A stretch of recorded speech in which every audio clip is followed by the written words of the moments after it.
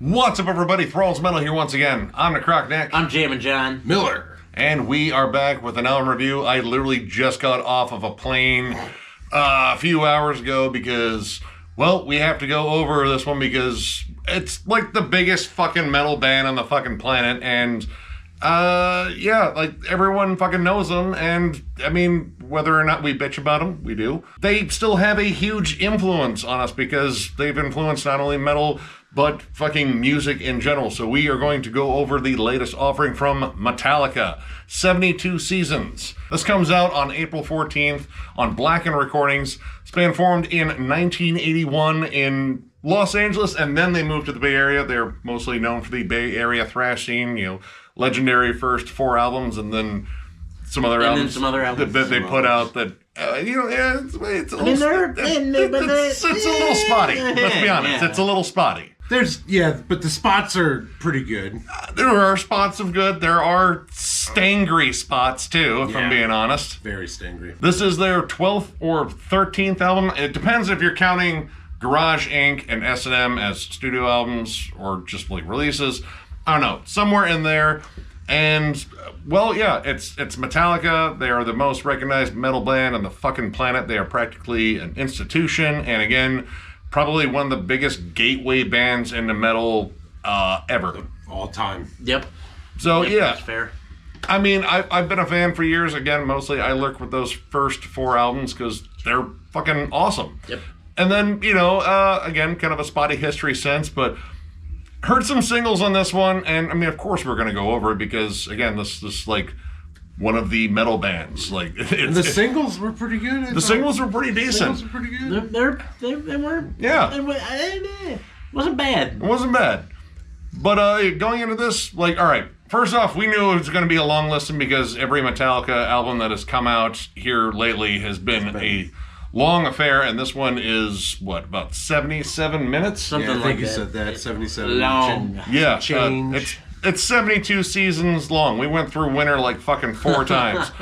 And that was kind of to be expected. I mean, the last one, Hardwired to Self-Destruct, was a 2-discer, and that was a long one. No, we didn't quite go through winter. It wasn't dark enough and cold enough. Well, I mean, it was We went through enough. like 72 fall seasons. Yeah. Maybe a little summer, maybe a little spring. Well, it's the Midwest. We have a thing called mud season that lasts 6 to 7 months out of the year. Yeah. But yeah, Hardwired to Self-Destruct, yeah, it was a longer album. I mean, same thing with Death Magnetic. Bit long, and, well, this album is long in the tooth. And, all right, Metallica pretty much, all right, they have slightly returned to some of their thrashy roots with more recent offerings. Mostly kind of just like revisiting it in sections, still doing kind of their more groove-laying thing where they kind of just chug along on riffs and, you know, just kind of do their thing. But this album, well, all right, it's kind of an odd album. The opening track is the title track, which was the 4th single they released on here, and honestly, it's a really solid opener. You know, good riffs, there's a good galloping thrash energy to it, big chorus. James sounds really good on here. Yeah, vocally, it's up there with his probably, I think, greatest performances. Like, his voice is still strong, it's still bellowing, but, like, his clean singing is, for what it is pretty fucking decent. Yeah, especially in some of the later songs where he really opens up a little bit more. Yeah, strong vibratos. Like, I mean, he sounds powerful without having to growl. Which, I mean, I know he wrecked his voice kind of early on, but he found a way to still kind of deliver that powerful, you know, sort of roar that he does without, you know, further damaging his voice. And, well, I mean, all right, production here very polished. But it still has a bit of grit in it, especially when it comes down to the guitars. The guitars sound really solid. The rhythm guitars sound solid. Yeah. The lead, I think, was a little bit thin and not a lot going on. At times. Dry. Like, at times. Yeah. Like, it's weird. But, all right, it's weird for a reason if you actually see all the people involved in the production. Now, you know, they have, of course, Lars and James, you know, listed as producers, but also there are a number of other ones, which I didn't write down because there were so many damn names. You have like multiple producers, multiple engineers, mastering, There's assistants to the engineers. There are people here that are listed as editors, which this album is 77 minutes long. You guys didn't edit shit. You did not. Unless this album started off as like a week long, then I will believe there was some editing. But yeah, there's a lot of people involved in this. So I think there are some slight inconsistencies. And probably where we heard it the most was Kirk's lead tone. Yeah. The rhythm guitar is spot on. Yeah. Like, it's got a good, like, crunchy tone to it, a little bit of grit. The lead tone, though, like, it's dry sometimes, and then it's okay sometimes. Like, you get to the back half of the album, like the last 3-4 songs, it's actually got a pretty decent lead tone, but it doesn't to start off with, which is why it's weird. And it might have just been like a different tone to suit a different vibe and a different song, because this album kind of has a lot of different sounds in terms of like eras of Metallica's career, or just them sort of paying homage to the bands that influenced them, which is kind of something I like in here, just because they're not trying to sound hip or modern or current. Like, this isn't like very flashy, overproduced stuff. There's not like synths or drum loops or any of that horseshit, because believe me, we'd be bitching about that. Mm-hmm. And the drums, I'm going to have a talk about Lars later. I'm going to leave that till later. The kick drum is so bassy that it bottoms out the speaker. Yeah. It really punches hard on the subs, and we even went as far to look at multiple social media spots for this song, Spotify, YouTube, and whatnot. It's all across the board in all formats that it's out there. That kick drum is not what you want. Yeah, the kick drum is kind of reminiscent of And Justice for All, because that was the only bass to be found on that album. It's just super loud. It's really booming, and I mean, I thought it was going to kill my speaker. And you know what? I think there are more honorable deaths for a speaker than death by Lars Ulrich. When you mention like the whole cast of characters, if you will, on editing in this, it makes it hard to wonder or believe how that was missed. And especially because when I brought it up, I was like, dude, we have to check. You know, we went through and was like, okay, we'll check this and that. It's the same. So how that was missed, and the only thing I can really think of is maybe like the monitoring system they were using didn't hit those real low frequencies. They started building up in the mix. But I mean, if you have that many people, because it's noticeable when you listen to it, you'll definitely hear it. And it comes in and out in varying degrees. Yeah, I just don't know. It's just not good. And I think it's just those really low frequencies building up. Yeah.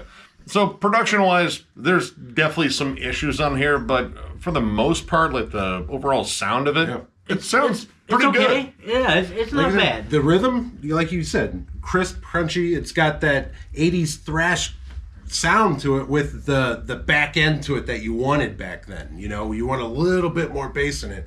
And of course, James is the fucking man. I mean, he owns on this one, both in rhythm guitar. I think a lot of the riffs on here, again, kind of going back and forth in different eras of this band's career. But again, like sort of the tributes they have to, you know, like earlier stuff that influenced them, like namely Lux Eterna, which was the first single they released. Very much like a Motorhead / Diamond Head sort of jam. Big fucking chorus on there. Like, you know, James is hitting some really high notes, which, you know, I mean, at his age and the fact that his vocal cords have been weathered over the years, like, dude, that sounds really good. But I like the riff on there. There's this energetic sort of fun to this. And it's the shortest song on here, which, you know, short songs don't happen very often. Like, you have a couple toward the end, Too Far Gone and Room of Mirrors, which was a good thrashy banger itself. Yeah. But when it comes down to the song lengths, man, a lot of these really run long. I mean, we did say this album was 77 minutes, and that isn't due to like a couple of really long tracks.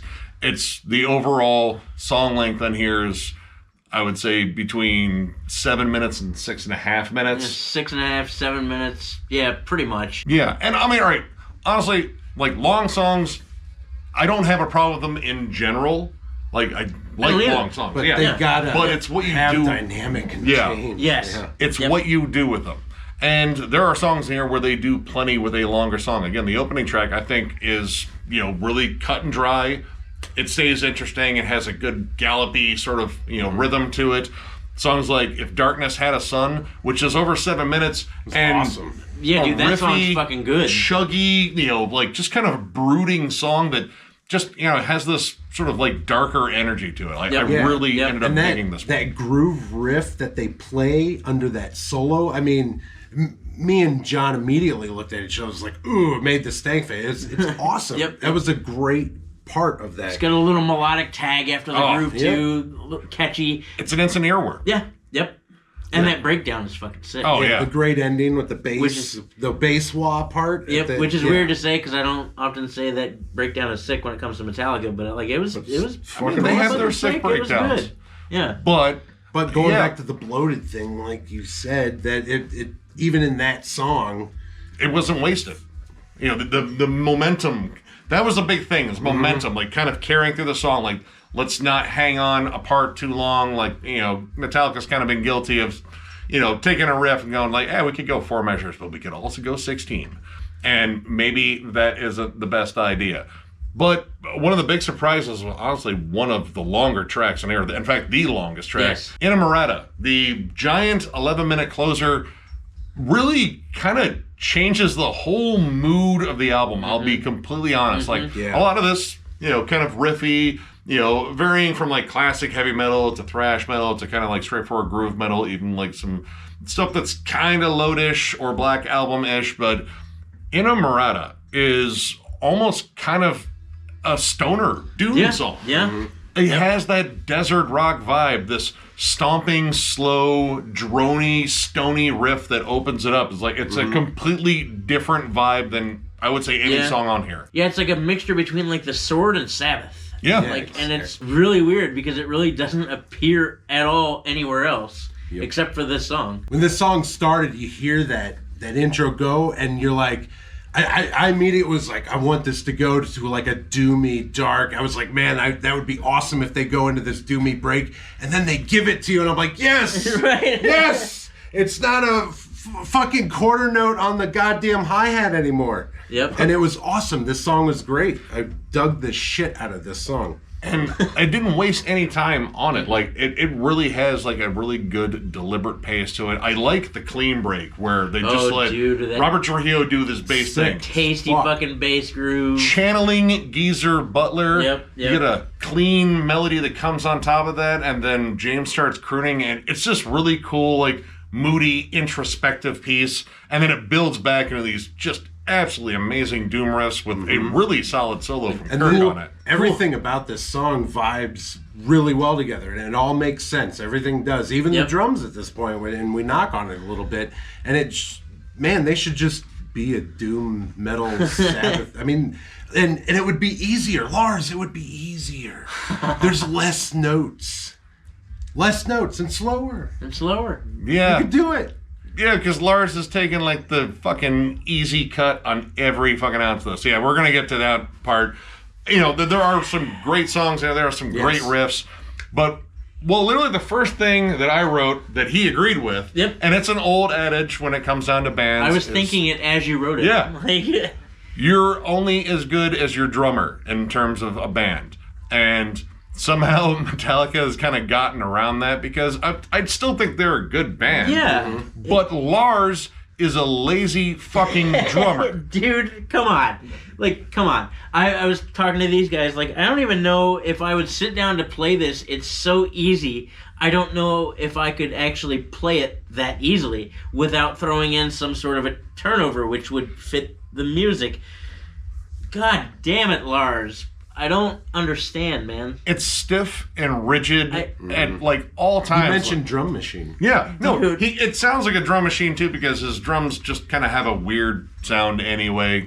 He was involved in production, and I'm pretty sure someone said you can turn down the drums. Like, what, more drums? We can turn them up. It's 11:11 right now. Everybody make a wish for Lars to get drum lessons. And all right, another thing that absolutely infuriates me is you have someone else in the rhythm section who is extraordinarily talented with Robert Trujillo, and he's doing some really cool stuff on here. Yes. But Lars only matches it with the most basic thing, beats. He has 4 beats, maybe. And in terms of fills, man, his rack toms are lonely. He never talks to him. I heard one turnover, and it was in the end of If Darkness Had a Son, where it finally wasn't fucking quarter notes. He played eighth notes. But, I mean, it was something different. And, like, as far as these snare notes are concerned, there's only one time in the whole record, and it's in Chasing Light, where the snare drum turnover that he uses, and albeit it is very, it's just a quick, like, triplet almost. Just, there's only one time where that actually matches up with the riff. He uses it other times because I don't know if he knows how to do anything else. Like, it's weird because you hear him do an occasional, like, fill, like an interesting turnover, or, like, a more energetic presence behind the kit, and then he kind of just goes back to into that same pocket. Yeah, right into the same boring shit that he usually does. It's more frustrating because he just doesn't. He just doesn't, like, and that's always been my gripe with Lars. Is over the years as he got a little bit more simplistic in his playing, because in the beginning he still had some decent, like, accents that were off time and a little bit strange, had his own little flair. But my gripe has always been, how do you keep playing all these years and not branch out at all? Because if you, even if your goal is not to get a whole lot better, the more you practice and the more you play, the more you find yourself doing crazier shit without even thinking about it, because that's what happens. But, like, how do you go all this time without ever really advancing? Like, and I get it. You don't have to. You're Lars Ulrich. You don't fucking have to. You're sitting on a goddamn pile of money. But, like, wouldn't you want to?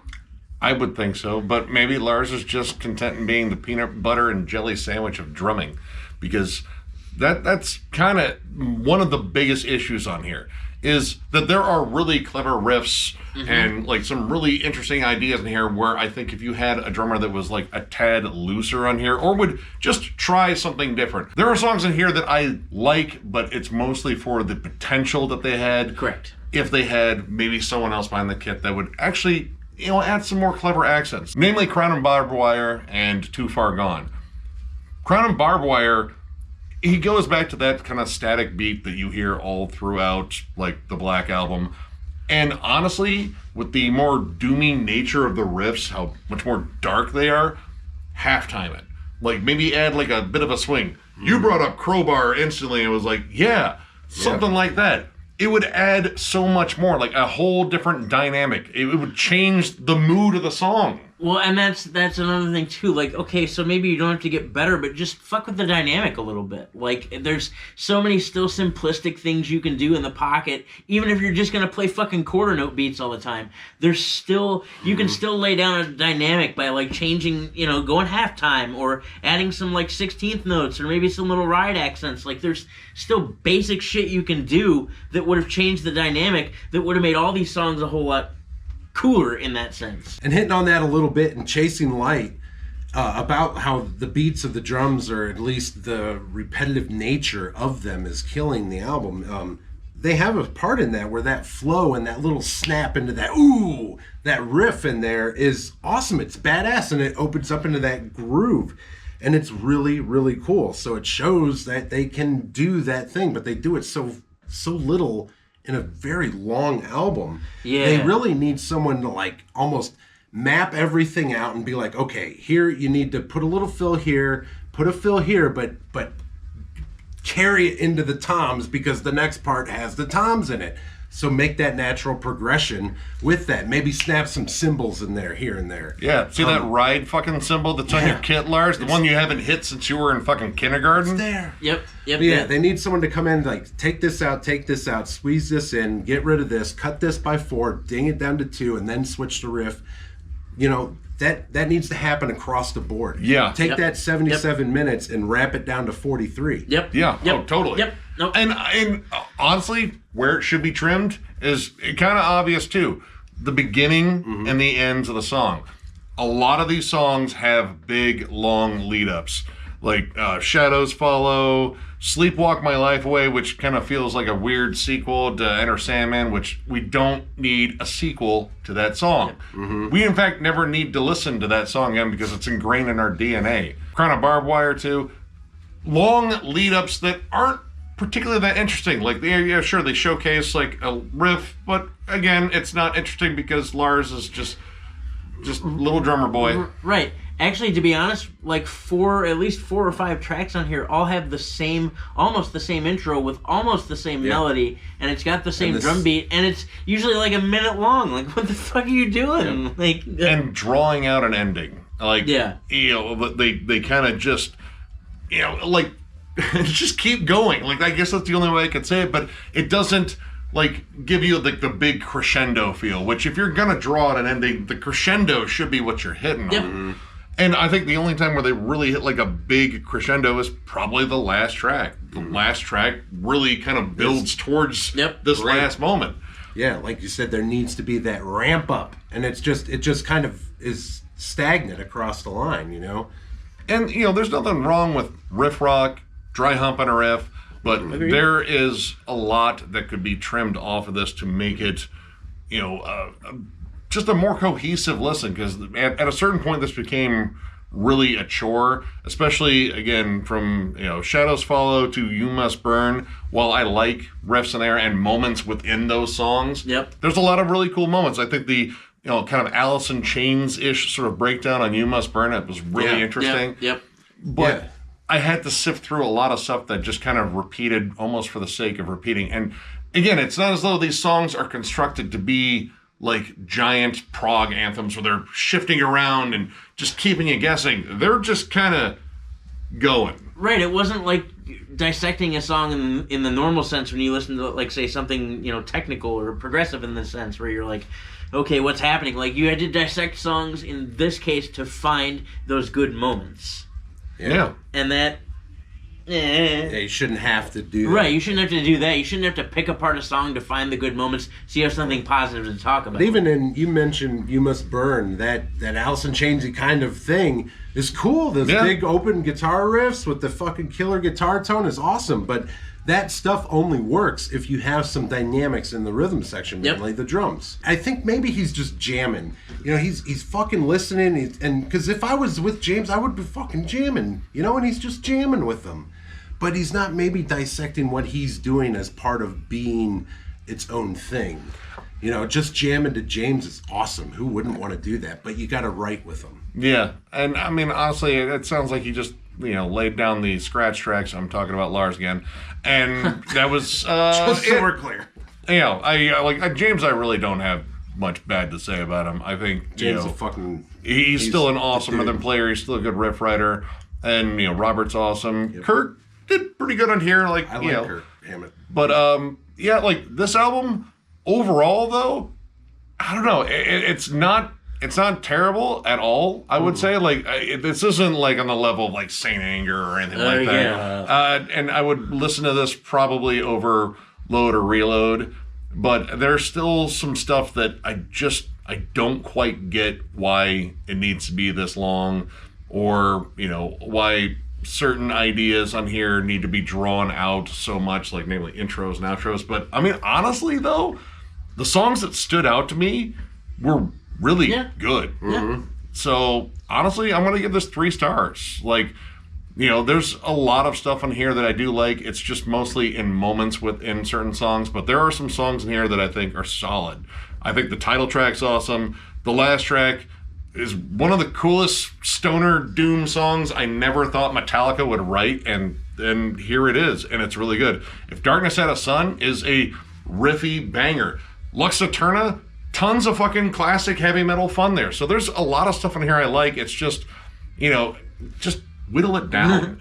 Please whittle it down. And Lars, just push yourself a little bit, because man, this is one of the most basic drum performances for other drummers, maybe not Lars because he's been more basic before, but this is the most vanilla sounding drum performance again I've heard from a drum performance. Again, when it comes down to Lars, he has various shades of vanilla, and it does hamper the album, I'll be honest. But I mean, honestly, go check this one out. It's a long listen, but there's some really good stuff in here. I'm going to go with 3 stars as well. I enjoyed the album. The songs were a little bloated, a little long. The drums were a little basic, but he's doing super solid pocket drumming. Going back to, he just maybe needs a direction on where to put fills, tom rolls, accent things. You could go halftime. You can do that. And I don't know if he knows that. Do you know that? No, there were a couple of moments he did. Couple. You can They do just that. need to put like post-it notes on his fucking drums, like hit me. Yep. You can even do turnovers every now and again. It happens in drumming. It just kind of, maybe he needs that to look at it like that, and maybe more of not him just jamming to something and maybe dissecting what he's doing a little bit and how to carry that over into the next riff in terms of progression sonically. You know, if you have these two ideas, how can you tie those together with the drums that make sense instead of that boom, and you know, there are 4,000 cymbal grabs on here. I swear to God, and 4,000 snare hits, but there were no blast beats. Yeah, we've mentioned Crown of Barbed Wires, and where the beginning is a cool build-up, but it could have been a lot cooler if there was a little halftime feel in there. And in Sleepwalk My Life Away, I kind of dig the nods a little bit to Enter Sandman. I still have a soft spot for Black Album. I listened to Sad But True, I think, mostly out of that, if I do go back to it. And the breakdown was killer. It had that like Sabbathy kind of feel to it, so I dug it. Negatives though, the production, that kick drum, I don't know how that was missed. I really don't. I don't either. Listen to the mix in your car, listen to it on boombox, listen to your phone, multiple sources. Maybe that was missed, I don't know. But it's still a 3 because I dug the listen, and I dig Metallica. There are songs that are going to be revisited for sure. I hate to be the low fruit hanging whatever Lars picking dude, but it's just listen to the album. That's all I got to say about it. Oh yeah, it's a 3 for me too. I mean, it's a 3 for all of us across the board here, because it's not like it's horrible. Like, there's still good riffs. The songs are cool. Yes, they need some dynamic. Yes, Lars, fucking come on, bud.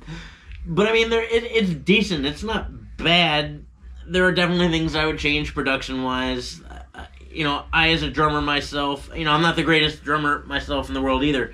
But like, I understand dynamic, and I like playing more of my drums than just the snare and one cymbal to grab all the time, and maybe a tom. You know, there are some definitely groovy moments. It's fucking Metallica. I mean, look, the first 4 albums, I think, for all of us were monumental, you know, points in our lives getting into metal. It's Metallica. They just, I don't, it seems like they've just kind of like, I don't want to say pussed out over the years, but like, you've already got millions of dollars, probably more than that. You got jets, you got all sorts of fun shit, like, you know, you don't necessarily have to push yourself, I guess. If you're not gonna play anything more than just, you know, being in the pocket and some quarter notes, you know, maybe, you know, again, you're only as good as your drummer. And Lars, I know you've got it in you. Just try. Just fucking try. And you did try in some songs, and it was okay, but I don't know, I hate to be that guy too that's ripping on the man. We're all that guy. We're all that guy today. Yeah, the record's not bad. Give it a listen. Like all these guys said, just fucking listen to it. Like, just listen to it. But the main thing is, this is subjective. This is just our opinion. The only way you are going to figure out whether or not you like this or not is if you go listen to it. So, with that, if you enjoyed this video, give it a thumbs up, and if you are new to the channel, subscribe, because we do stuff like this all the time. We are also on Patreon. If you'd like to help us out there, there's a link to our Patreon in thrallsmetal.com. Our store is also there. We are currently kind of barren on stuff, but we will reload once we get back from Denver Death Fest. Tell them about it, gentlemen. Yes, and that's part of the reason why we're holding off on the Merch on Earth stuff. We just got what we got. I'm gonna get it out there for us, and we'll have some stuff there. But yep, as of the day that this video airs, we are down to 6 days left before Denver Death Fest. It is finally knocking on our door. It has been one hell of a motherfucking adventure to get here, but we're here nonetheless. I think the pre-sales end on Saturday, the 15th, so that's your last time to go ahead and get pre-sale tickets. There'll be a link down below for the tickets, of course. After that, you're talking $35 a day. As far as I know, 420 is literally almost sold out. Like, nice. that day, I think there's 15 tickets left for that day. And then the 21st, I believe, is almost also sold out. So, dude, fucking come out. Get it. Get it while it's hot. Get in there while it's hot. But yeah, 3 days, 28 bands. I can't believe we're here, but we're here. And I'm super fucking excited. I mean, the flight's booked, hotel room's booked. Like, I'm fucking going. Miller's fucking going, Nick's fucking going. I'm actually leaving after this video. I'm getting in my car and driving. Yeah, but I will be going through, finding some metal spots to visit on the way, some ancient ruins, whatnot, some dark shit. Chronicling my journey in a daily video blog, if you will, updating you guys. But that'll be coming. So hit subscribe. And of course, thank you all so much for liking, subscribing, following, all that shit. Vacation was nice and fun, but I'm super glad to get back to this. I miss this shit. Yep. And plenty of reviews coming this week before we leave. And then once we get back, we'll probably have a ton to talk about, because I know I bought a shit ton of fucking music. So get ready for some collection updates. I mean, are you shocked? No one is shocked. I'm not shocked at all. When he said he had a whole suitcase full of shit, I just figured that was happening anyway. Once again, I'm still shocked that record stores in that area have any music left whatsoever, because you just scour the shelves and buy it all. Shit here. Oh, dude, and it wasn't just the metal either. There's other shit.